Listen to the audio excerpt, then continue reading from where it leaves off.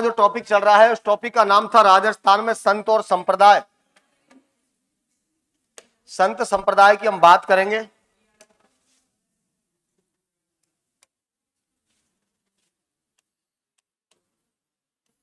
राजस्थान में संत संप्रदाय टॉपिक चल रहा है और संत संप्रदाय में मैंने आपको कई सारी क्लासें ले ली हैं। आज जो नेक्स्ट संत है उनकी बात करेंगे। हमारे एक संप्रदाय कल हमने पढ़ा था विष्णुई संप्रदाय, वल्लभाचार्य वल्लभ संप्रदाय को पढ़ा था। वल्लभ संप्रदाय के मैंने आपको नाम बताए थे। उसका दूसरा नाम पुष्टि संप्रदाय होता है और तीसरा नाम रुद्र संप्रदाय होता है। ये बातें कल बताई थी। एक दूसरा संप्रदाय बताया था जिसका नाम था विष्णुई संप्रदाय, जाम्बोजी ने चलाया था। आज जो हम चर्चा करने वाले एक नए संत है नेक्स्ट, जिनका नाम है जसनाथ जी।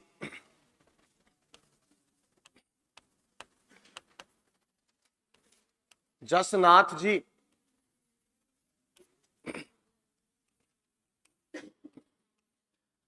जसनाथ जी एक अलग ही संप्रदाय चलाएंगे जो मैं आपको भी बताने वाला हूं। इधर ध्यान दीजिए। जसनाथ जी का जो जन्म हुआ था, इनका जन्म माना जाता है 1482 में, 1482 ईस्वी। अगर जन्म की बात करें तो जन्म कहां हुआ था? इनका जन्म हुआ था, स्थान जो है उसका नाम है कतरियासर। स्थान का नाम क्या है? कतरियासर। और कतरियासर आप सबको पता है कहां पड़ता है? बीकानेर में। कहां पड़ता है? बीकानेर। कतरियासर बीकानेर में इनका जन्म हुआ है। इनके जन्म के बारे में ऐसी कहानी मिलती है कि बीकानेर में एक जाट परिवार हुआ करता था जिसमें नाम था, एक व्यक्ति का नाम यहां लिख देता हूं। इनके पिता का नाम था हम्मीर। क्या नाम था? हम्मीर। इनके पिता का नाम हम्मीर बताया जाता है। माता की अगर बात करते हैं तो इनकी माता का जो नाम था, माता का नाम था रूपा दे। यानी कि माताजी और पिताजी दोनों की बात ये हो गई।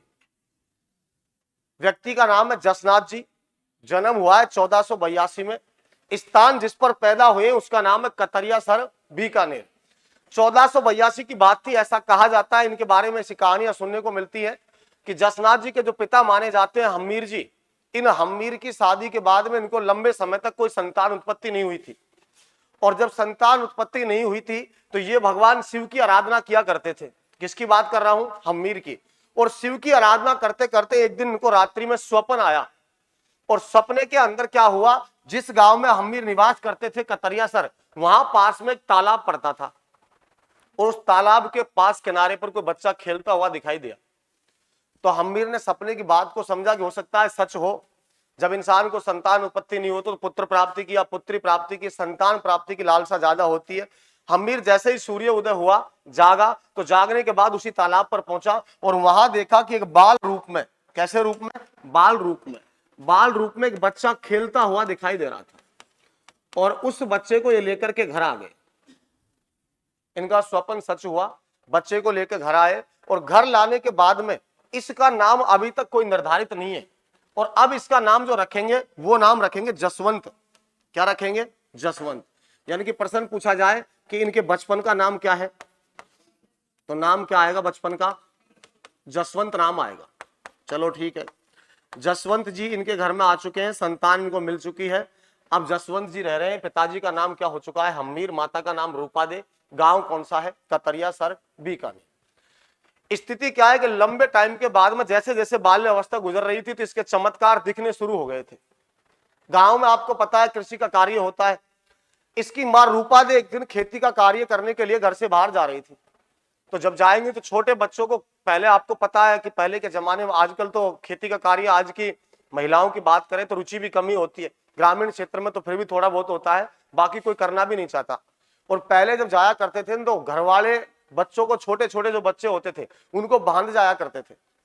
चार पाई के बांध दिया, किसी को कहां बांध दिया, बांधते थे ना, बांध दिया। या फिर एक पालना होता था, उसमें एक बार पटक दिया, चार पाई के बंधा होता था, उसमें पटक दिया, बस एक बार उसको ऐसे धक्का मारो, बस घूमता रहेगा आराम से, वो ऐसे हिलता रहेगा, वो आराम से पड़ा रहेगा, उसको नींद आ जाएगी, वो सो जाएगा। ऐसी स्थिति हुआ करती थी।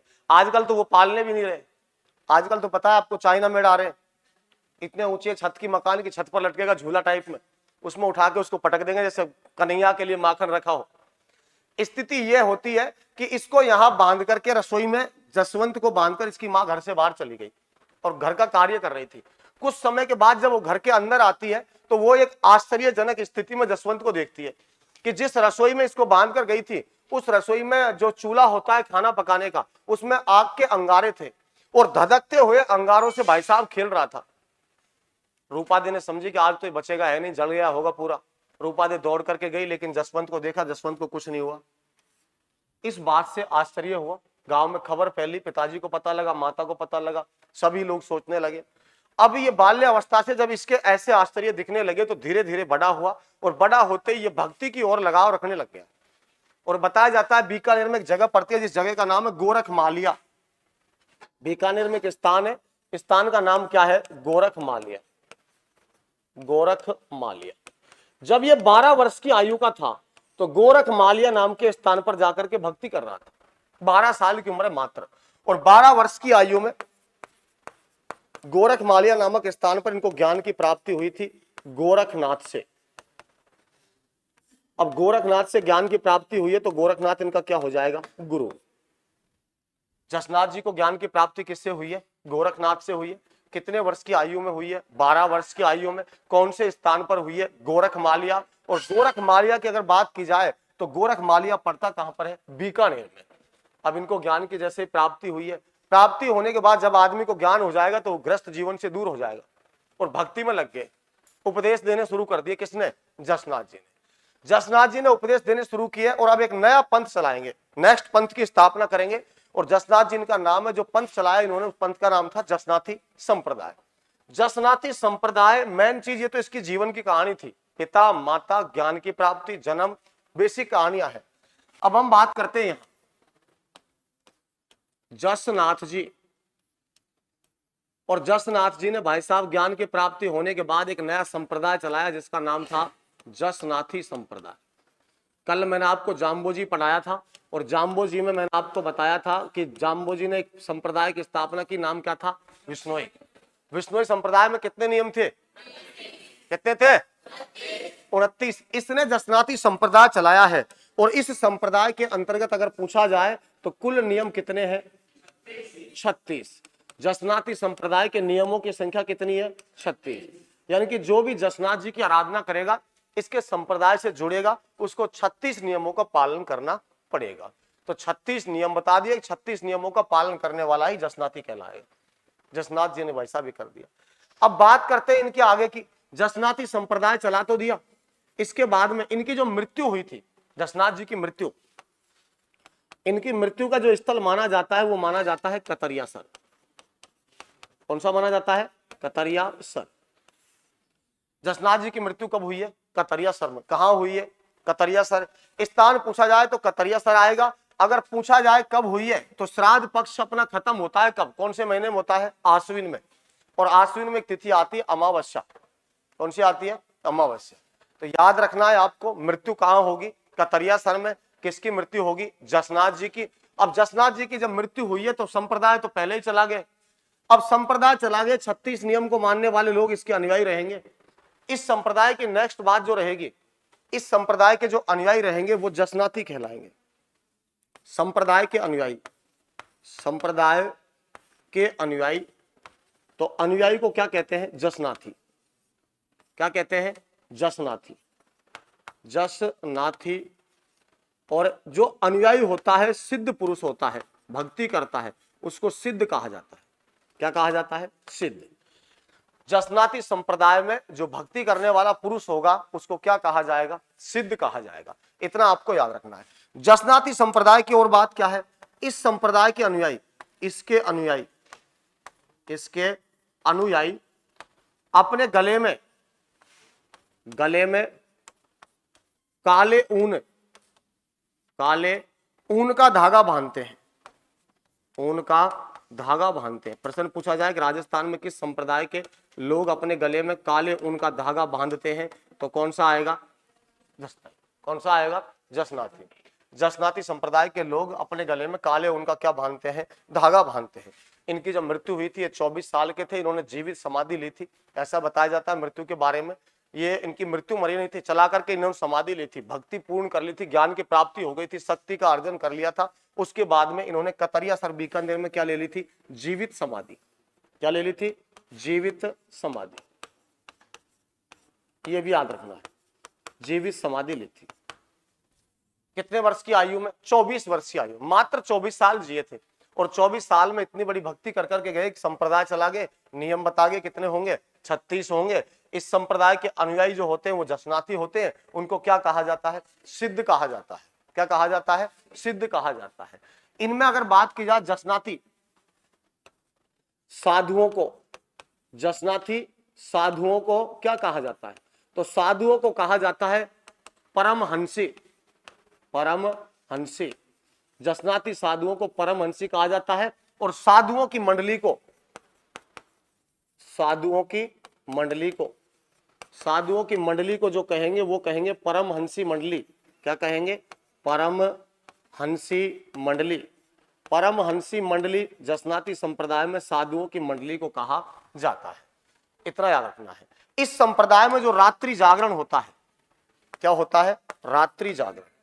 रात्रि जागरण को फेरी कहा जाता है। रात्रि जागरण को क्या कहते हैं? फेरी। कौन से संप्रदाय में रात्रि जागरण को फेरी कहा जाता है? जसनाती संप्रदाय को। जसनाती संप्रदाय में जो रात्रि जागरण होगा, सत्संग होगा, कीर्तन होगा, भजन होंगे, उनको क्या कहा जाएगा? फेरी कहा जाएगा। जसनाथ जी ने जो अपने उपदेश दिए थे, जसनाथ जी के उपदेश, जसनाथ जी ने जो उपदेश दिए थे वो 2 ग्रंथ है। एक का नाम है सिंभुदड़ा, एक का नाम क्या है? सिंभुदड़ा, और दूसरे का नाम है कोड़ा। क्या है? कोड़ा। दूसरे का नाम क्या आएगा? कोड़ा। तो 2 ग्रंथ याद रखने, एक का नाम सिंभुदड़ा, दूसरे का नाम क्या आएगा? कोड़ा। ये 2 ग्रंथ आपको याद रखने हैं। एक बार ध्यान रखना, इस पर दोबारा रिपीट करता हूं। जसनाथ जी, मैंने बताया जसनाती संप्रदाय के नियमों की संख्या कितनी है? 36। जसनाती संप्रदाय की स्थापना किसने की थी? किसने की थी? जसनाथ जी ने। जसनाती संप्रदाय की स्थापना जो की है वो किसके द्वारा की गई है? जसनाथ जी के द्वारा। कुल नियम कितने बताए? 36। इन्होंने जीवित समाधि ली थी कौन सी जगह पर? कतरिया सर में। कितने वर्ष की आयु में? 24 वर्ष की आयु। 24 वर्ष की आयु। 24 वर्ष की आयु में जीवित समाधि ले ली थी। इसके अलावा मैंने बताया कि जसनाती संप्रदाय के अनुयायियों को क्या कहा जाता है? जसनाती सिद्ध कहा जाता है। जसनाती क्या कहा जाता है? सिद्ध कहा जाता है। राजस्थान में कौन से संप्रदाय के लोग अपने गले में काले ऊन का डोरा बांधते हैं? कौन सा बांधते हैं? काले ऊन का डोरा। कौन से संप्रदाय की बात है? जसनाती संप्रदाय की। मैंने बताया कि जसनाती संप्रदाय में साधुओं की मंडली को क्या कहा जाता है? परमहंसी। क्या कहा जाता है? परमहंसी। सॉरी, साधुओं को क्या कहा जाता है? परमहंसी। और साधुओं की मंडली को क्या कहा जाएगा? परमहंसी मंडली। परमहंसी मंडली। इसके बाद बात करते हैं कि इसमें रात्रि जागरण को क्या कहते हैं? क्या कहते हैं? जसनाती संप्रदाय में रात्रि जागरण को फेरी कहा जाता है। इतना याद रखना है। दूसरी बात मैंने आपको बताई कि इनके उपदेश किसमें है? सिंभुदड़ा व कोड़ा। सिंभुदड़ा व कोड़ा 2 ग्रंथों में इनके उपदेश हैं। अगर इनकी बात करते हैं, जसनाती संप्रदाय, जसनाती संप्रदाय का सबसे पवित्र, इनका जो पवित्र होता है, सबसे पवित्र जिसको मानते वो मानते मयूर पंख। मयूर पंख। मयूर पंख को सबसे पवित्र कौन से संप्रदाय में माना जाता है? जसनाती में माना जाता है। इसके अलावा अगर बात करें, एक इनके समकालीन दिल्ली के शासक हुए थे जिनका नाम था सिकंदर। क्या नाम था? सिकंदर लोदी। सिकंदर लोदी ने इनको 500 बीघा जमीन, 500 बीघा जमीन उपहार स्वरूप भेंट की थी। कौन से गांव में? कतरिया सर। कतरिया सर। कतरिया सर गांव में इनको कितनी जमीन दी थी? 500 बीघा। किसने दी थी? सिकंदर लोधी के द्वारा। अब हम बात करते हैं, चलो ठीक है, उनका धागा बांध लिया, 36 नियम हो गए, संप्रदाय जसनाती हो गया है। और इस संप्रदाय का सबसे पवित्र जिसको माना जाता है मयूर पंख को माना जाता है। अगर बात की जाए इसके अलावा इस संप्रदाय की मुख्य पीठ, से पूछा जाए कि जसनाती संप्रदाय की प्रधान पीठ, चाहे तो प्रधान पीठ बोल दो, चाहे इसको आप मुख्य पीठ बोल दो, प्रधान पीठ या मुख्य पीठ कहाँ आएगी? हाँ, वहीं पर आएगी जहां इनका जन्म हुआ है। तो मुख्य पीठ की बात करी जाए तो ये होती है कहां पर? कतरियासर। ये इनकी प्रधान पीठ है। इसके अलावा अन्य पीठ भी है। हाँ, अन्य पीठ भी है। देखो इनकी जो अन्य पीठ है, अन्य पीठ कौन कौन सी जगह कहां होगी? लालसर। दूसरी कौन सी है? मालासर। तीसरी जो आएगी इनकी, उनका नाम रहेगा लिखमादेसर। लिखमादेसर। अब देखो इधर ध्यान दो, सबके पीछे सर लगा हुआ है। सबके पीछे क्या लगा हुआ है? सर लगा हुआ है। सर का मतलब लाल सर, माला सर, लिखमा देसर, ये सब क्षेत्रों में सर जो लगा है, ये क्यों लगा है? एक और मिलेगी पूना सर। कौन सी मिलेगी? पूना सर। देखो चौथी भी मैं यहां लिख देता हूं, 4 नंबर पर लिख देता हूं पूना सर। इनके पीछे, सबके पीछे पूना सर, लाल सर, माला सर और लिखमा देसर, ये सर शब्द लगा हुआ है। इसका अर्थ क्या है?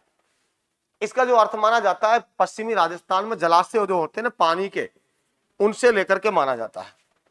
तो याद रखना, ये चारों के चारों पीठ जो है ये पड़ती है बीकानेर में। कहां पड़ती है? बीकानेर। एक पीठ बीकानेर से बाहर और पड़ेगी, और उसका नाम मैं यहां लिख देता हूं, पांचवी पीठ का। उसका नाम है पांचाल सिद्ध। पांचाल सिद्ध। अगर प्रश्न पूछा जाए कि पांचाल सिद्ध पीठ जसनाथ जी की कहां पर है, ये पड़ती है नागौर में। देखो कतरिया सर भी कहां हो जाएगा? बीकानेर। कहां होगा? बीकानेर। इसकी जो अन्य पीठों में बात करेंगे तो कौन सी आएगी? लालसर, और अन्य मालासर, और अन्य लिखमादेसर, इसके अलावा पूनासर, ये सारी की सारी कहां पर है? बीकानेर। एक है पांचाल सिद्ध, और पांचाल सिद्ध कहां पड़ता है? कहां पड़ता है? नागौर में पड़ता है। एक बार नेक्स्ट हम बात करते हैं, इनके आराधना में एक नृत्य होता है, सबको पता है। जसनाथ जी की आराधना में, जसनाथ जी की आराधना में, एक नृत्य किया जाता है।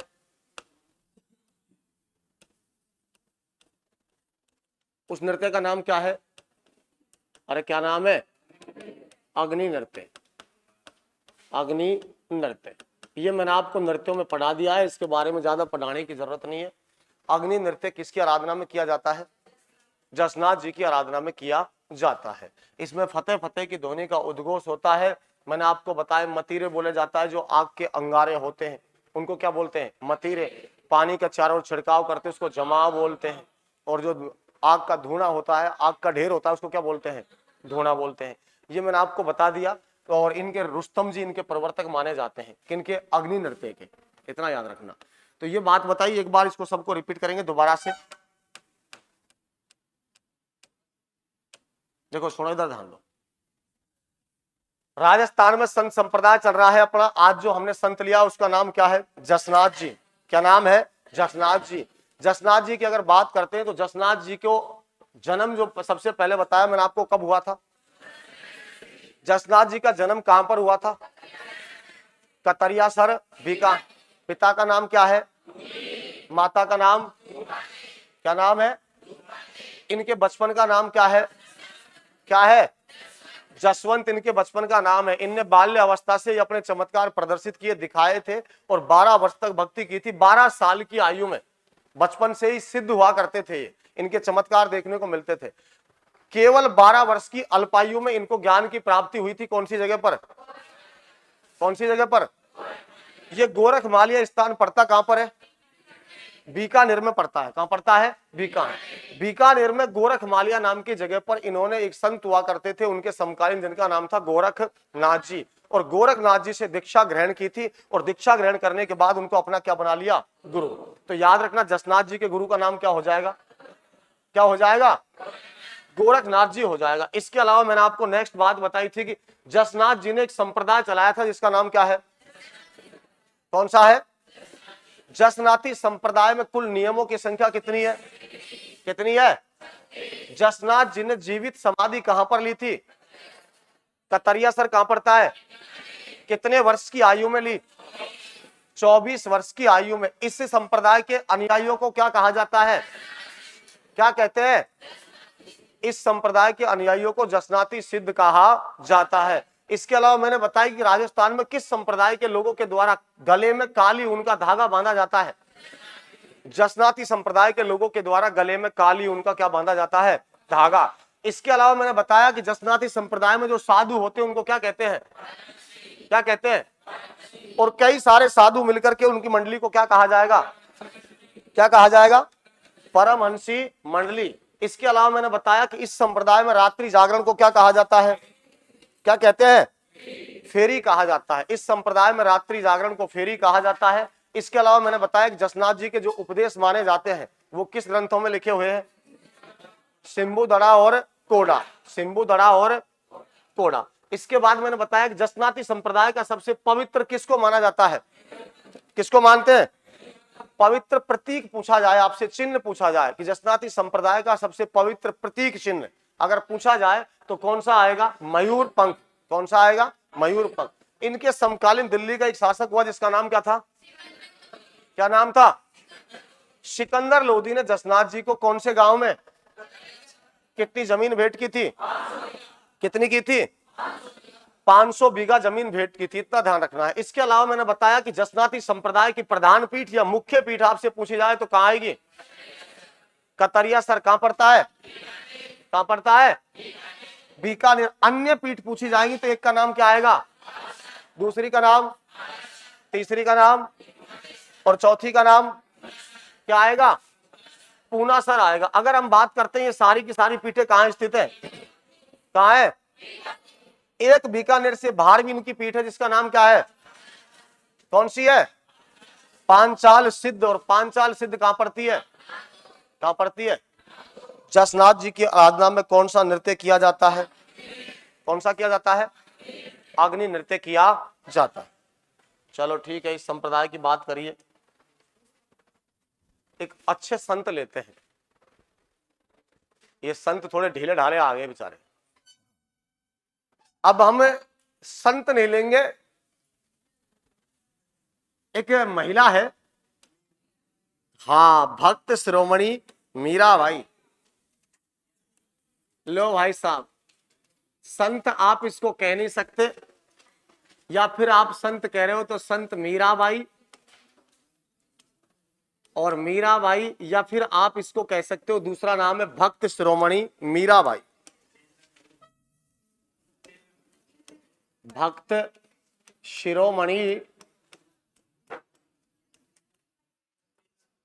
मीराबाई। भक्त शिरोमणि मीराबाई।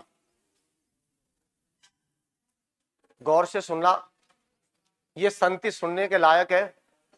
भक्त शिरोमणि मीराबाई की हम चर्चा करेंगे।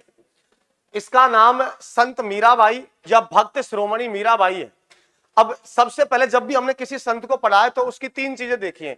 एक तो उसका उपनाम पढ़ा है कि किस संत का उपनाम क्या है। दूसरा हमने पढ़ा है जन्म कब हुआ है, कहां हुआ है। तो इसके बारे में सबसे पहले इसका उपनाम लेते हैं। संत मीराबाई की बात करेंगे तो इनके उपनाम की चर्चा करते हैं। तो इनका उपनाम क्या है? देखो, इसको राजस्थान में कई नामों से जाना जाता है। इसको कहते हैं राजस्थान की राधा। राजस्थान की राधा। राजस्थान की राधा किसको कहा जाता है? मीराबाई को कहा जाता है। तो मीराबाई के उपनामों की हम बात कर रहे थे। मैंने आपको बताया कि अभी मीराबाई का जो उपनाम है इसे कहा जाता है राजस्थान की राधा। पूछा जाए कि राजस्थान की राधा किसको कहा जाता है? मीराबाई को। एक बात तो ये याद रखनी है। सेकंड बात अगर पूछी जाए दूसरी, तो इसका दूसरा उपनाम है। इसको दूसरा उपनाम से जाना जाता है मरुस्थल के तपोवन की शकुंतला। दूसरा उपनाम है मरुस्थल। मरुस्थल के तपोवन की क्या कहते हैं? शकुंतला। लो भाई साहब, मरुस्थल के तपोवन की क्या कहा जाता है? शकुंतला कहा जाता है। इसका तीसरा नाम है राजस्थान की राबिया। राजस्थान की राबिया। अगर पूछा जाए कि राजस्थान की राबिया किसे कहा जाता है तो आपको बताना है मीराबाई को कहा जाता है। इसी का नेक्स्ट चौथा नाम है मरुस्थल की मंदाकिनी। मरुस्थल की मंदाकिनी। मरुस्थल की मंदाकिनी भी इसे कहा जाता है। ये इसके उपनाम है। ध्यान रखना, मीराबाई के सबसे पहले मैंने आपको बात की है, हम जो संत पढ़ने वाले हैं उसका नाम है संत मीराबाई, या फिर आप कह सकते हो भक्त शिरोमणि मीराबाई। भक्त शिरोमणि मीराबाई की बात करते हैं, सबसे पहले इसके उपनामों की बात करेंगे। इसका पहला जो उपनाम है इसे कहा जाता है राजस्थान की राधा, और इसे कहा जाता है मरुस्थल के तपोवन की शकुंतला, इसे कहा जाता है राजस्थान की राबिया, और इसी को कहते हैं मरुस्थल की मंदाकिनी। तो ये 4-5 नाम आपको याद रखने हैं।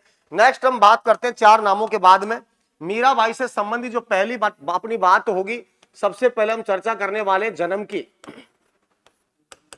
इनका जो जन्म हुआ था 1498 ईस्वी में माना जाता है। मीराबाई का जन्म है, बहुत अच्छे संत राजस्थान के, आराम से सुनना इनको।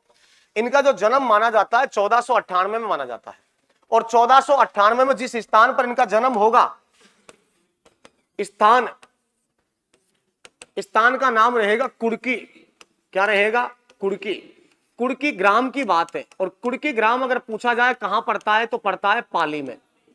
कहां पड़ता है? पाली। एक चीज ध्यान रखना, आजकल तो परंपरा चली नहीं है, वैसे रजवाड़े के टाइम में रियासत काल में एक परंपरा हुआ करती थी कि पहली संतान पियर में होनी चाहिए, उसे श्रेष्ठ माना जाता था। ऐसा चलती थी, ऐसी परंपरा ऐसी मानी जाती थी। आजकल तो ये इसके बिल्कुल अपोजिट चल रहा है, अगर बात पियर की हो जाए तो मामला खराब है पूरा। तो बात यह कि मीराबाई का जो जन्म हुआ है कुड़की ग्राम पाली में हुआ है, तो ये मीराबाई का गांव नहीं है, ये मीराबाई का क्या है? ननिहाल है। ध्यान रखना, मीराबाई का क्या है? ये ननिहाल। मीराबाई का जन्म अपनी ननिहाल में हुआ था। ननिहाल का नाम क्या है? कुड़की गांव पाली। अब गुरुजी वास्तविक गांव कौन सा है? मीराबाई का जो वास्तविक गांव था वो गांव था बाजोली। अरे रुको, वास्तविक ग्राम अगर पूछा जाए वास्तविक ग्राम तो क्या आएगा? बाजोली। मीराबाई का वास्तविक ग्राम का नाम क्या है? बाजोली। और बाजोली नाम का जो गांव पड़ता है ये पड़ता है नागौर में। कहां पड़ता है? नागौर में। अरे रैनी वालों ना है, रैनी में। ये बाजोली कहां पड़ता है? नागौर में। ध्यान रखना, ये इनका वास्तविक ग्राम माना जाता है।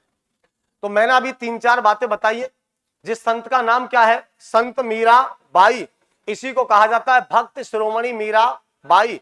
अगर पूछा जाए कि राजस्थान की राधा किसे कहा जाता है, अब राधा कहेंगे तो आपको पता होना चाहिए कि राधा क्यों कहा जाता है। किसकी भक्त हुआ करती थी? मरुस्थल के तपोवन की शकुंतला, मतलब रेगिस्तानी क्षेत्र में एक ऐसा भक्त, एक शकुंतला का मतलब एक ऐसा वृक्ष लगा, ऐसी मंदाकिनी बनकर के आई जिन्होंने भक्ति को चरम पर ले जाकर पहुंचा दिया। इसे कहा जाता है राजस्थान की राबिया। राबिया एक महिला संत थी, और राबिया एक महिला संत ऐसी थी, उन्होंने बहुत सारे उपदेश दिए थे। उन्होंने कहा था कि जिस दिल में प्रेम अगाध भरा हुआ है उस दिल में नफरत उसके दुश्मन के लिए भी पैदा नहीं हो सकती। ये राबिया के कथन थे, और राबिया ईरान की रहने वाली थी। तो ईरान की रहने वाली थी, दुनिया के बहुत देशों में घूम करके इन्होंने उपदेश दिए थे, इनकी चर्चाएं बहुत होती है। इसीलिए ये भी भ्रमण करती थी, ये भी गुजरात जाती है, कभी वृंदावन जाती है, कभी राजस्थान रुकती है। इसलिए इसको क्या कहते हैं? राजस्थान की राबिया। किसको कहेंगे? मीराबाई को। इसी को कहते हैं मरुस्थल की मंदाकिनी। अगर पूछा जाए कि इनका जन्म कब हुआ? 1498 ईस्वी में। कब हुआ? अगर पूछा जाए कि जन्म किस स्थान पर हुआ? कुड़की। गांव का नाम क्या है? कुड़की। और कुड़की कहां पड़ता है? पाली में। ये मीराबाई का गांव नहीं था, ये मीराबाई का क्या था? ये कहां पैदा हुई थी? ननिहाल में। कहां पैदा हुई थी? ननिहाल। इनका जो वास्तविक गांव है वो कौन सा है? कौन सा है? बाजोली। बाजोली कहां पड़ता है? नागौर में। अपने देश के राष्ट्रपिता कहा जाता है श्रीमान महात्मा गांधी को। किसको कहते हैं? महात्मा गांधी। महात्मा गांधी। और गांधी जी ने जब इसकी जीवन लीला पढ़ी थी तो पढ़ने के बाद एक स्टेटमेंट दिया कि जो मीराबाई है ये भारत की प्रथम सत्याग्रही महिला है। ध्यान रखना, भारत की प्रथम सत्याग्रही महिला महात्मा गांधी ने किसको बताया है? मीराबाई को। किसको बताया है? मीराबाई को। मतलब महिलाओं में इतने सारे कष्ट झेलने के बाद भी ये अडिग रही थी, इसको सत्याग्रही बताया। किसने बताया? महात्मा गांधी ने। अब हम इससे आगे की बात करते हैं। नेक्स्ट मीराबाई की बात करेंगे। सबसे पहले बात करते हैं पिता। पिता का नाम क्या है? रतन सिंह। रतन सिंह कौन से वंश का है? राठौड़। रतन सिंह क्या है? राठौड़। माता, इनकी माता का नाम अगर पूछा जाए कि इनकी माता का नाम क्या था, तो इनकी माता का नाम था वीर कंवरी। वीर कंवरी, वीर कंवरी इनकी माता का नाम बताया जाता है। अगर और भी पूछा जाए कि भाई इनके बचपन का नाम क्या है, बचपन का नाम, तो इनके बचपन का नाम हमको मिलता है पेमल। क्या मिलता है? पेमल। मीराबाई के बचपन का नाम क्या था? पेमल। और अगर पूछा जाए इनके दादा का नाम, क्या नाम था? दादाजी का नाम, दादा का नाम तो आएगा इसमें राव दूदा। राव दूदा। राव दूदा कहां का था? मेड़ता का राजा था। कहां का था? मेड़ता। ध्यान रखना, मेड़ता में यहां शासन चलाया करते थे राव दूदा। अब हम और बात करते हैं नेक्स्ट। इसके बाद नेक्स्ट बात क्या है? इनके जो पति थे, पति का नाम है भोजराज। और भोजराज, ये वो भोजराज थे सांगा के पुत्र। सांगा के पुत्र, सांगा के पुत्र भोजराज से इनका विवाह हुआ था। अगर और भी बात करें इनकी मीराबाई के बारे में, तो नेक्स्ट बात ये याद रखनी है, लालन पालन। लालन पालन, इनका जो लालन पालन किया था वो किया था राव दूदा ने। किसने किया था? राव दूदा ने। अब इनकी स्टोरी सुननी है आपको, यहां तक की बात तो ये सुन लीजिए। इनने एक संप्रदाय चलाया था, वो भी लिख देता हूं। संप्रदाय, अगर संप्रदाय की बात करेंगे तो जो संप्रदाय इन्होंने चलाया था उसका नाम क्या था? क्या था? दासी। दासी संप्रदाय। भक्त किसकी हुआ करती थी ये? अरे किसकी भक्ति?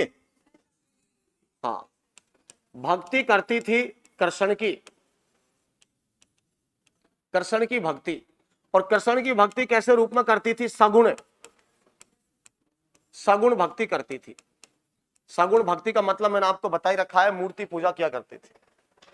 अब सुनो बात, मीराबाई के बारे में ऐसा कहा जाता है कि जब मीराबाई का जन्म हुआ है, मैंने आपको बताया है इनके पिता का नाम रतन सिंह राठौड़ है, माता का नाम वीर कंवरी है, बचपन का नाम पेमल है। एक बात तो याद रखना, मीराबाई के इनके अलावा कोई भाई बहन नहीं था। ये पहली संतान थी इनकी, रतन सिंह और वीर कंवरी की। अब पहली संतान अपनी नलियान में होगी तो श्रेष्ठ माना जाएगा, इसलिए इनका जन्म कहां होगा? कुड़की गांव पाली में।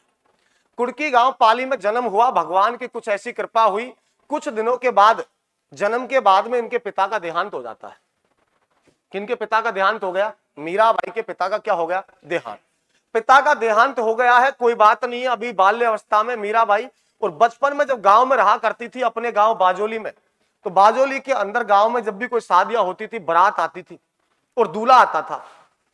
इनके दादाजी जो थे, इनका नाम था राव दूदा, और राव दूदा कृष्ण के अन्य भक्त थे। मतलब भयंकर तरीके से पूजा अर्चना करते थे। किसकी? कृष्ण की। तो घर में भक्ति भाव तो बचपन से देखने को मिला है। राव दूदा ऐसे भक्त हुआ करते थे कृष्ण के कि उनके पास साधु संत आया जाया करते थे, कृष्ण के जीवन की लीलाओं की बातें होती थी। इनके घर के अंदर कृष्ण की प्रतिमाएं लगी हुई थी बहुत सारी। तो एक बार बताया जाता है कि जब ये छोटी अवस्था में थी, इनका नाम पेमल था, बाल्य अवस्था में गांव के अंदर कोई बारात आई थी, और बारात में सबसे सुंदर जो दिख रहा था वो दिख रहा था दूल्हा। हाँ, अब आपको पता है जब बारात आती है तो छतों पे चढ़कर के गांव की महिलाओं के द्वारा उस बारात को देखा जाता है। पुरुष तो इतनी रुचि ना लेवे। हाँ, सही बात तो यह है। अब महिलाओं के द्वारा उस बारात को देखा जा रहा था, गांव की महिलाओं को। तो ये बाल्य अवस्था में थी, तो मीराबाई ने बारात को देखा, और बारात में जो सबसे सुंदर लग रहा था वो लग रहा था कौन? दूल्हा। बारात में दो ही आदमी सुंदर लगे थे, तो दूल्हा को फूको और खे दूल्हो। बात समझ में आ रही है ना? हाँ, सज धज के यही जाते हैं। अब दूल्हा सुंदर लग रहा था, तो छत के ऊपर बैठते वक्त मीराबाई ने अपनी माता से पूछा, बाल्य अवस्था में ही ऐसी कहानियां मिलती हैं कि बाल्यावस्था में कहा कि माताजी ये जो सबसे सुंदर आदमी ये कौन है? इनकी माता ने कहा ये दूल्हा है। दूल्हा है? हाँ ये दूल्हा है। फिर मेरो दूल्हो कौन है? ये भी पूछ लिया। शादी हो रही है, अब इसकी माता ने, बच्चे हैं अभी बाल्यावस्था में, प्रश्न कर दिया, माता को जवाब भी देना था, तो इनकी माता ने इनको जवाब दिया था, कृष्ण की मूर्ति की तरफ इशारा कर दिया कि आपके दूल्हा वो है। बस खोपड़ी में एक ही बात बैठ गई, और ऐसी बैठी कभी निकल ना पाई। बचपन में मां ने मूर्ति की तरफ इशारा किया कि आपके दूल्हा ये है, कृष्ण जी की प्रतिमा की तरफ इशारा किया, उसी बात को लेकर के उसी दिन से वो उनके प्रति लगाव रखने लग गई। धीरे धीरे जवान हुई, शादी के योग्य हुई, शादी के योग्य होगी तो क्या होगी, शादी होगी। अब शादी जो इनकी तय कर दी, मेवाड़ के राजघराने में तय करी है। राणा सांगा आपको पता है महान शासक है, उसके पुत्र जिसका नाम क्या है, भोजराज के साथ में शादी तय कर देती है। और मीराबाई बचपन से ही भक्ति भाव में लगी हुई है, कृष्ण जी को उस दिन से दूल्हा मान रखा है, माता ने बताया है, पूजा अर्चना करती रहती है, और उनके तस्वीर के सामने जाकर के उनको बुलाने का आग्रह करती है, उनको अपना पति मानती है। अभी तक तो पति नॉर्मल माना एक बचपन की अवस्था में, आगे चल करके इनको वास्तविक पति मानेगी। शादी हुई, शादी के बाद जब ससुराल पहुंची, घर वालों के रीति रिवाज के अनुसार इनको शादी करनी पड़ी। ससुराल में जाते इसने अपने जीवन की बाल्यावस्था से लेकर के कहानी जो थी गांव की, वो सारी किसको शेयर कर दी थी, भोजराज। भोजराज को सारी बातें बताई, भोजराज बातों को समझ गया। भोजराज ने इसको लाख कोशिश करी समझाने की कि भगवान कोई दूल्हा नहीं होता, भगवान कोई पति नहीं होता, क्यों पागल हो रहे हो आप। लेकिन ये मानने वाली कहां थी, इसकी तो माता ने बताया था कि आपका दूल्हा वो है, उसी दिन से बैठे हुई थी बात। भोजराज ने कोशिश की, लेकिन भोजराज भी समझ रहा था कि जिसकी भक्ति कर रही है वो श्रेष्ठ है इस ब्रह्मांड में, तो कोई बुराई भी नहीं है, करने दीजिए इनको भक्ति। भोजराज ने भी इनको बिल्कुल नहीं टोका, इनकी भक्ति निरंतर चलती रही। कुछ दिनों के बाद ऐसी समस्या होती है, शादी के कुछ दिनों के बाद ही राणा सांगा आपको पता युद्धों में उलझा रहा था। एक युद्ध होता है जिसका नाम है खातोली का युद्ध, और खातोली के युद्ध में किसकी मृत्यु हो जाती है, किसकी हो जाती है, भोजराज की। गोपीनाथ शर्मा मानता है खानवा के युद्ध में हुई है, कुछ इतिहासकार मानते हैं खातोली के युद्ध में हुई है। अब हमने दोनों आपको बता दिया, खानवा में हुई हो या खातोली में हुई हो, लेकिन मृत्यु किसकी हो गई। जैसे ही भोजराज की मृत्यु हुई है, उससे पहले भोजराज ने लोगों के बहुत सारे ताने सुने थे। जब भी भोजराज बेचारा गांव में निकलता था तो यार दोस्त उसको चिढ़ाते थे, तो यार कैसा आदमी यार, तेरी घरवाली देख यार वासु प्रेम करे यार कृष्ण से यार। अब भोजराज जवाब भी क्या दे, उसके पास कोई जवाब नहीं हुआ था। भोजराज भी बड़े सटीकता से जवाब देता था। भोजराज कहता था कि अपनी पत्नी जिससे लगाव रख रही है, मेरा टक्कर का मामला प्रेम में उस आदमी से है जिसकी आप कल्पना नहीं कर सकते। मतलब बात यह है कि मेरा जो प्रेम है वो भी उससे प्रेम कर रहा है, मेरा मुकाबला प्रेम में भगवान से, किसी इंसान से नहीं है। ऐसे कहकर टाल दो बातों ने। कुछ दिन बाद बेचारा मर लियो, भोजराज मर गया। अब भोजराज मरा है तो मीराबाई की भक्ति और तीव्र हो गई, और अब उन्होंने सोचा कि पति की मृत्यु हो गई है, दूसरी शादी करेंगे नहीं, और उन्होंने तो कृष्ण को प्रतिमा को ही अपना क्या मान लिया, दूल्हा, और उनको अपने जीवन को उनके प्रति समर्पित कर दिया। अब जब समर्पित किया है, कृष्ण को दूल्हा मानने लग गई। अब जब दूल्हा मान करके भक्ति करेगी तो जैसे पति के साथ में व्यवहार किया जाता है, अपना पति उसको माना, जैसा पति के साथ में व्यवहार किया जाता है, बातें की जाती है, ऐसी प्रतिमा के साथ में बैठ करके बातें करती थी। अब राज घराने में आपको पता है चर्चाएं तो होंगी होंगी, घर में और भी होंगी, देवरानी भी होगी, जेठानी भी होगी, सास भी होगी, सारे लोग कुछ ऐसी कंडीशन थे कि इसको ताना मारने लग गए मीराबाई को, और मीराबाई को ताने मारने लग गए, और मीराबाई को मारने का प्रयास भी किया था कई बार। प्रयास इसलिए किया था कि मेवाड़ राजवंश राजघराना उच्च माना जाता था, और उच्च घराने की पत्नी बहू एक बहकी बहकी बातें करती है, प्रतिमा को पति मान रही है, ये दुनिया के अंदर खबर जाएगी तो कहीं ना कहीं उनको नीचा देखना पड़ेगा, वो ऐसा समझते थे। और उन्होंने बताया जाता है मीराबाई को जहर के प्याले भी दिए थे, आपने पढ़ा होगा बचपन में, लेकिन ये जहर के प्यालों को भी पी गई थी, वो अमृत बन गया था, ये मर नहीं पाई थी उनसे भी। ये सब किसका आशीर्वाद था, किसका था, कृष्ण का था। कृष्ण से ये की बात कहा करती थी कि आपने द्रौपदी की लाज बचाई थी, आपने चीर बढ़ाया था, अब नंबर मेरा है, मैं भी द्रौपदी हूं, मुझ पर भी संकट है। जब भी प्रतिमा के सामने जाती ऐसी ऐसी बातें करती, आपको आना होगा, तुम्हें आना होगा, पुकारती चिल्लाती तेज तेज, कृष्ण के गीत गाया करती थी, शाम मेरे नैनन बीच समइयो, मैं भी सुनबो करो टाइम पे। हाँ, अब स्थिति ऐसी है कि इसको जब ज्यादा ताने मारे गए तो ये निकल करके मेवाड़ से वृंदावन चली गई। इनके गुरु की बात करते हैं, इनके दो गुरु बताए जाते हैं। मीराबाई के गुरुओं के नाम दो आते हैं। इनके जो प्रारंभिक गुरु थे, प्रारंभिक गुरु वो तो थे गजानंद, गजानंद गौड़। गजानंद गौड़ को इनके प्रारंभ गुरु माना जाता है। इनके वास्तविक गुरु, वास्तविक गुरु का नाम क्या है, रैदास। इनके वास्तु गुरु का नाम क्या है, रैदास। प्रारंभिक गुरु का नाम क्या है? गजानन। वास्तविक गुरु का नाम क्या है? रैदास। तो मीराबाई की स्थिति ऐसी चल रही है, भक्ति कर रही है, कभी वृंदावन जा रही है, वृंदावन की गलियों में कृष्ण की गुणगान कर रही है, गुणगान करते करते घूम रही है, वहां से आ रही है, मेवाड़ आ गई, घर वालों के ताने सुन रही है, लोग बहुत ताने मार रहे हैं। इनकी माता का भी देहांत हो गया था, लालन पालन बाद में किसने किया था? दूहा ने किया था, राजदूधा ने। अब जब ये ऐसे भ्रमण करती घूम रही थी मीराबाई, तो इनके बारे में ऐसा कहा जाता है कि कृष्ण की भक्ति में बहुत ज्यादा हुई, और उसके बाद में विक्रमादित्य मेवाड़ का राजा बना था, कर्मावती का पुत्र। विक्रमादित्य इसके साथ में कुछ अच्छा व्यवहार नहीं करता था। अच्छा व्यवहार जब नहीं करता था, विक्रमादित्य की पता है क्या लगती थी रिश्ते में? भाभी लगती थी। तो विक्रमादित्य के व्यवहार से तंग आकर के इसने मेवाड़ को छोड़ दिया, और मेवाड़ छोड़ करके गुजरात चली गई थी। गुजरात में एक मंदिर पड़ता है रणछोड़, भट्टनायु रणछोड़ दास मंदिर, या रणछोड़ दास या रणछोड़ मंदिर कहां पड़ता है? गुजरात में, अहमदाबाद में पड़ता है। अब यहां चली गई, यहां जाकर के भक्ति करने लग गई, किसकी? कृष्ण की, और इस मंदिर में रहने लग गई। कुछ समय के बाद विक्रमादित्य की हत्या होती है, मेवाड़ का नया राजा उदय सिंह बनता है। कौन बनता है? उदय सिंह बनेगा। उदय सिंह आपको पता है, देखो छोटी सी उम्र है, थोड़े दिन है। उदय सिंह के बनते ही शासक कुछ दिनों के बाद अकबर का आक्रमण होता है। अकबर ने जब आक्रमण किया, चित्तौड़ का तीसरा साका होता है, उदय सिंह को भाग करके पहाड़ों में छुपना पड़ता है। तो उदय सिंह से किसी ज्योतिष ने कहा कि यार एक बात बताई जाए आपको, अगर आप मानने के लिए तैयार हो तो आप एक कार्यकाल देखिए, आज के दिन से लेकर के पिछली घटनाओं को देखिए, खानवा के युद्ध तक। खानवा का युद्ध हुआ, चित्तौड़ का दूसरा साका हुआ, चित्तौड़ का तीसरा साका हुआ, विक्रमादित्य की हत्या हुई, भोजराज की हत्या हुई। एक तरह से इस मेवाड़ राजवंश को तो नजर लग गई किसी की। आप कहीं ना कहीं इसका उपाय ढूंढिए, ऐसे राजवंश नहीं चलने वाला। तो ज्योतिष ने कहा क्या उपाय करें? ज्योतिष ने इसको सलाह दी, एक काम कीजिए, हो सकता है वो कृष्ण की भक्त थी, और कृष्ण की भक्त को आपने इस घर से निकाला है, परेशान किया है, और आपने परेशान किया है, तो मैं मानता हूं जब तक उसका पैर इस घर के अंदर नहीं है, तब तक कृष्ण की दृष्टि इस मेवाड़ राजवंश से हट गई हो, आप पर तिरछी नजर भगवान की हो गई हो, तो आप क्यों ना उनको वापस बुला लीजिए। अब जब ये बात कही वापस बुलाने की, तो उदय सिंह के दिमाग में बात बैठ गई थी। उदय सिंह समझ गया था कि वास्तव में बात यही हो सकती है, क्योंकि वो भगवान की भक्ति इतनी तल्लीनता के साथ में करती है कि भगवान उनके लिए तत्पर रहते हैं, और हम उसके साथ ऐसा व्यवहार करते थे, उसको घर छोड़ना पड़ा, उसकी भक्ति को हम रोकने की कोशिश कर रहे थे। तो हो सकता है इन सभी कारणों से हमारे इस मेवाड़ राजवंश में नजर लगी हो, और ये इसलिए हो रहा हो। तो उदय सिंह के शासनकाल में बताया जाता है, उदय सिंह ने इसको बुलाने के लिए कुछ लोग भेजे थे कि उसको लेकर के आइए, मीराबाई को मना करके लाइए कैसे भी।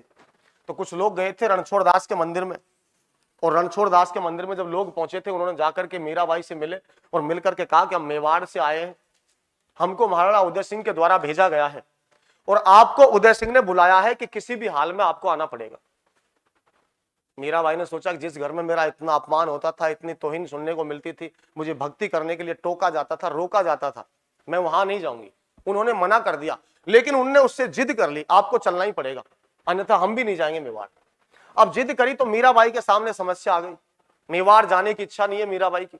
तो मीराबाई ने कहा कि आप 5 मिनट बैठिए मंदिर के बाहर, मंदिर के अंदर मेरे पति है, मैं उनसे अनुमति लेकर आती हूँ। पति कौन है? कृष्ण जी। मंदिर के अंदर मेरे पति है, मैं उनसे पूछ के आती हूँ मेवाड़ जाना या नहीं जाना। और मंदिर के अंदर जाती है, और अंदर जाकर के उनके प्रतिमा के सामने खड़ा होकर के मीराबाई कहती है कि जब तुमसे नाता जुड़ ही गया तो जग की क्या परवाह करें, जितना दूर भगो तुम हमसे, हम उतनी दूनी चाहा करें, और कैसा अद्भुत सुख मिलता है इस प्रेम में, हम आहा करें तुम वहा करें। इस प्रकार के वाक्य वहां बोले, और बोलने के बाद कृष्ण से अनुमति तो मांगी नहीं, और बताया जाता है कि उसकी प्रतिमा में विलीन हो गई। उस प्रतिमा के अंदर मीरा का पूरा शरीर समा गया था, और जब समाया था, इस बात का पता कैसे लगा कि उसमें समाई थी? जब काफी समय हो गया तो वो लोग जो बुलाने के लिए गए थे, जब वो बाहर नहीं आई, तो उन्हें सोचा कि हम चल करके देखते क्या बात हो रही है पति से। तो वो जब वहां चल के गए, तो उस प्रतिमा के अंदर साड़ी का पल्लू जाता हुआ दिखाई दे रहा था। उससे उन्होंने अंदेशा लगाया था कि इस प्रतिमा के अंदर सह शरीर ये इसमें विलीन हो चुकी है। तो मीराबाई अपने सह शरीर विलीन किस मंदिर में हुई थी? रणछोड़ दास के मंदिर में। ये भक्त श्रोमणी कौन थी? मीराबाई। मीराबाई की कहानियां बहुत लंबी है, हमने अभी यहाँ संतों की दृष्टि से को पढ़ा है। अगर मीराबाई को पढ़ाएं तो जीवन से लेकर लास्ट तक 4 दिन तक मीराबाई को चलने दीजिए। मैंने फिर भी आपको बताई है जो बातें हैं, काम की बातें सारी इसमें कवर करिए। इनके गुरु का नाम बताया, वास्तविक गुरु बताया, लालन पालन किसने किया, पति का नाम, दादा का नाम, बचपन का नाम, माता का नाम, पिता का नाम, वास्तविक गांव, जन्म कहाँ हुआ, उपनाम, ये बातें सारी मीराबाई की हमने की है। तो मीराबाई के बारे में मैंने आपको बताया है, ये संत थी राजस्थान की, इसका नाम था संत मीराबाई या भक्त शिरोमणि मीराबाई। एक बार इसको रिपीट कर देते हैं, नाम क्या है? संत। दूसरा नाम क्या है? इसे क्या कहा जाता है? राजस्थान की राधा। इसे दूसरा नाम क्या कहा जाता है? क्या कहा जाता है? अच्छा, तीसरा उपनाम क्या है? राजस्थान की राबिया। चौथा नाम क्या है? मरुस्थल की। अगर बात करते हैं इनके बारे में, नेक्स्ट मैंने आपको बताया कि इनका जन्म कब हुआ था? 1498। जन्म कहां पर हुआ है? कुर्की गांव कहां पड़ता है? पाली में। जो इनका क्या हुआ करता था? ननिहाल में पैदा हुई थी भक्त मीराबाई। इनका वास्तविक गांव कौन सा था? कौन सा था? बाजोली था। बाजोली कहां पड़ता है? अपने देश के राष्ट्रपिता जिनका नाम है महात्मा गांधी, महात्मा गांधी ने पूरे हिंदुस्तान की प्रथम सत्याग्रही महिला किसको कहा है? किसको कहा है?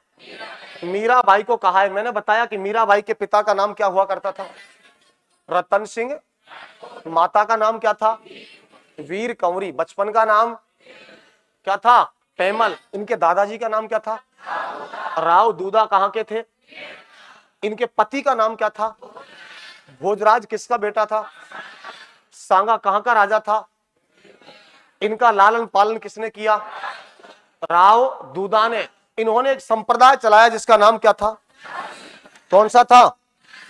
दासी संप्रदाय। और ये किसकी भक्ति करती थी? कैसी भक्ति करती थी? इन्हें राजस्थान की क्या माना जाता है? राधा। किसकी भक्ति करने के कारण? इनके प्रारंभिक गुरु का नाम क्या था? क्या नाम था? वास्तविक गुरु कौन है? कौन है? रैदास इनके वास्तविक गुरु माने जाते हैं। इसके बाद हमने बात जो करी है नेक्स्ट, अब हम करेंगे आगे मीराबाई से संबंधित। देखो, राजस्थान में मीरा मंदिर कहां है? मीरा मंदिर राजस्थान में कौन कौन सी जगह पर मीरा मंदिर है? तो राजस्थान में दो जगह मीरा मंदिर है।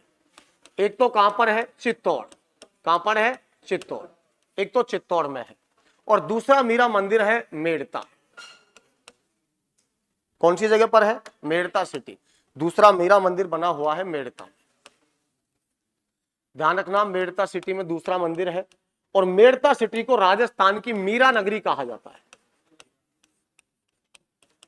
राजस्थान की मीरा नगरी किसको कहा जाता है? मेड़ता सिटी को कहा जाता है। मेड़ता सिटी को राजस्थान की क्या कहते हैं? मीरा नगरी कहा जाता है। मीरा नगरी की बात तो ये हो गई, लेकिन एक महोत्सव और मनता है राजस्थान में जिसका नाम है मीरा महोत्सव। मीरा महोत्सव। और मीरा महोत्सव मनाया जाता है शरद पूर्णिमा को। शरद पूर्णिमा। मीरा महोत्सव कब मनाया जाता है? शरद पूर्णिमा को मनाया जाता है। इतना आपको याद रखना है। इसके अलावा इनके प्रमुख ग्रंथों की बात करें, प्रमुख रचना, प्रमुख रचना, प्रमुख रचनाओं की बात करेंगे तो सबसे पहले आती है सत्याभामानुरूषणो।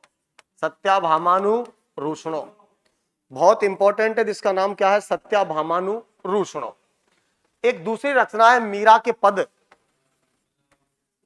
मीरा के पद बोल दो या फिर इनको पदावली बोल दो। मीरा के पद या क्या है? पदावली। तीसरी रचना की बात करें तो तीसरी रचना है मीरा की गरीबी। मीरा की गरीबी। और चौथी की बात करें तो अब आती है रुक्मणी। यहां लिख देता हूं, कौन सी है? रुक्मणी। ये चार रचनाएं मीराबाई की प्रमुख हैं। इतना आपको याद रखना है, इनको याद रखना है। और रुक्मणी, रुक्मणी मंगल बोल दो, रुक्मणी बोल दो, बात एक ही है। मीराबाई की गरीबी है, सत्यभामानुरूषणो है, मीरा के पद या पदावली है। ये चार ग्रंथ इनके प्रमुख माने जाते हैं। तो मीराबाई से संबंधित बातें इतनी थी। सगुण भक्ति की, कृष्ण भक्त थी मीराबाई का। कोई प्रश्न अगर लगभग इसमें मैंने सबको कवर किया है, कोई छोड़ा नहीं है। अब हम नेक्स्ट चर्चा करने वाले हैं। इससे पहले इस पेज को रिपीट कर देते हैं। मीरा मंदिर राजस्थान में कितनी जगह है? कौन कौन सी जगह? चित्तौड़ और मेड़ता सिटी। चित्तौड़ और कौन सी जगह? मेड़ता सिटी। चित्तौड़ और मेड़ता सिटी में एक मंदिर है, मीरा मंदिर। मेड़ता सिटी को राजस्थान में किस नाम से जाना जाता है? मीरा नगरी के नाम से जाना जाता है। अगर पूछे कि मीरा महोत्सव कब मनाया जाता है? शरद पूर्णिमा। शरद पूर्णिमा को मनाया जाता है। अगर मीरा की रचनाओं की बात करें तो पहली कौन सी है? कौन सी है?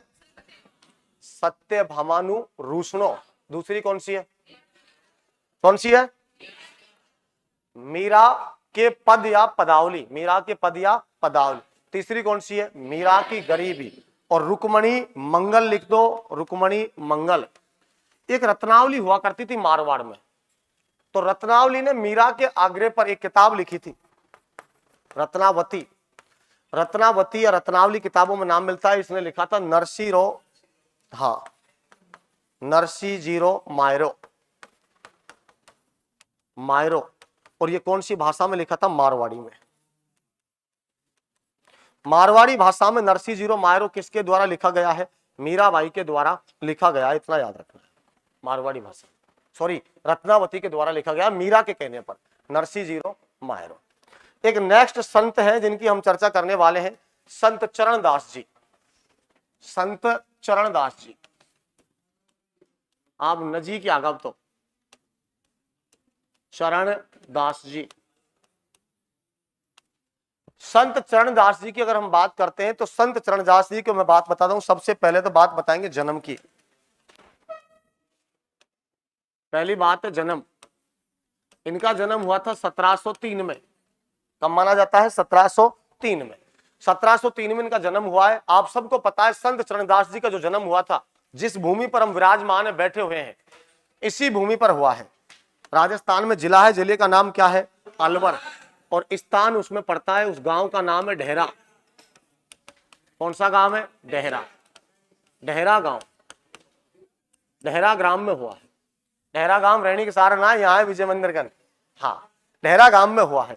अगर बात करते हैं, ये जैन परिवार में पैदा हुए थे। डेहरा गांव में कौन से परिवार में? जैन परिवार। जैन परिवार में जन्म हुआ था। एक बात तो ये याद रखनी है। दूसरी बात अगर करते हैं, जैन परिवार में जन्म हुआ, डेहरा में हुआ। इनके पिता का नाम पूछा जाए आपसे कि इनके पिता का नाम क्या था? पिता का नाम, तो इनके पिता का नाम था मुरलीधर। मुरलीधर। पूछा जाए इनकी माता का नाम, माता का नाम, तो माता का नाम था कुंजी। क्या नाम था? कुंजी। अगर पूछे इनके बचपन का नाम, बचपन का नाम, बचपन का नाम, तो इनके बचपन का नाम था रणजीत सिंह।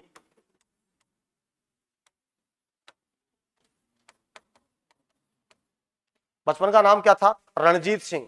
अगर बात करें गुरु की, संत चरणदास जी के गुरु का नाम क्या था?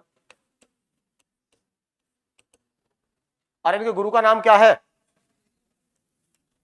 क्या नाम है? सुखदेव। सुखदेव इनके गुरु का नाम है, रखना।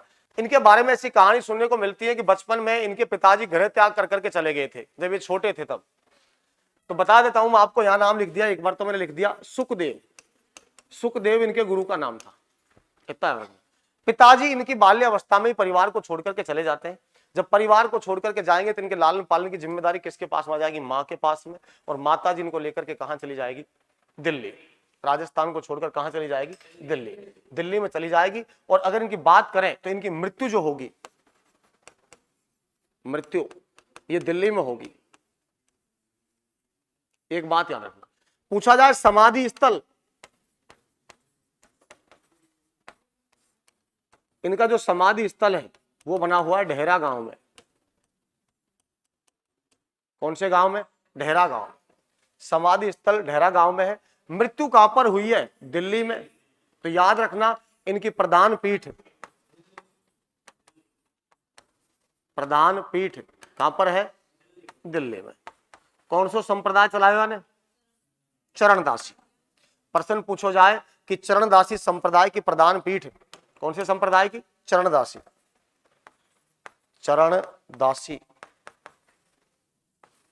संप्रदाय, चरणदासी संप्रदाय की प्रधान पीठ आपसे पूछी जाती है तो आपको बताना है दिल्ली। अब काम की बात इसमें क्या है, राजस्थान के एकमात्र संत जिनका जन्म राजस्थान में और प्रधान पीठ कहां पर है, दिल्ली में। और पीठ कहां है, दिल्ली, यहां लिख दिया पीठ है दिल्ली में। ये राजस्थान के एकमात्र इकलौते संत है जिनका नाम है चरणदास जी। चरणदासी संप्रदाय ने चलाया था। वास्तविक नाम रणजीत सिंह था, पिता का नाम मुरलीधर था, माता का नाम कुंजी हुआ करता था। इनका जन्म ढेरा में हुआ, 1703 में हुआ है। इतना याद रखना, जैन परिवार में पैदा हुए थे। इनकी 2 शिष्या हैं, उनका नाम जरूर याद रखना। हाँ, 2 शिष्याओं के नाम तो आपको याद रखने हैं। चरणदास जी की शिष्या, 2 शिष्या है। और शिष्याओं की बात करेंगे तो एक का नाम है सहजोबाई और दूसरी का नाम क्या है, दयाबाई। सहजोबाई और दयाबाई ये दोनों का जन्म ढेरा में हुआ था, ध्यान रखना। सहजोबाई का जन्म भी ढेरा में है, दयाबाई का जन्म भी ढेरा में है। दोनों की दोनों किसकी शिष्या है, चरणदास जी की शिष्या है। सहजोबाई ने कुछ लिखा था ग्रंथ, एक सहजोबाई के द्वारा लिखे गए ग्रंथ का नाम क्या आएगा, सहज प्रकाश। क्या आएगा, सहज प्रकाश। सहजोबाई के द्वारा लिखे ग्रंथ का नाम आएगा सहज प्रकाश। ये इनकी प्रमुख रचना है। इसकी रचना में आएगा दयाबोध। क्या आएगा, दयाबोध। इसी रचना में क्या आएगा, दयाबोध आएगा। और दयाबोध कौन सी भाषा में लिखा हुआ है, मेवाती में, ध्यान रखना। इसे मेवाती भाषा में लिखा गया। सहजोबाई और दयाबाई 2 प्रमुख शिष्या हैं। आदमी का नाम क्या है, चरणदास जी। चरणदास जी की मृत्यु कहां पर हुई थी, दिल्ली में। इनकी समाधि कहां बनी हुई है, ढेरा में। कहां बनी हुई है, जहां इनकी मृत्यु हुई थी उसे इसकी प्रधान पीठ माना जाता है। जहां पर इनकी मृत्यु हुई है उसे इनकी क्या मानते हैं, प्रधान पीठ। किनकी, कितनी मानते हैं, चरणदास की।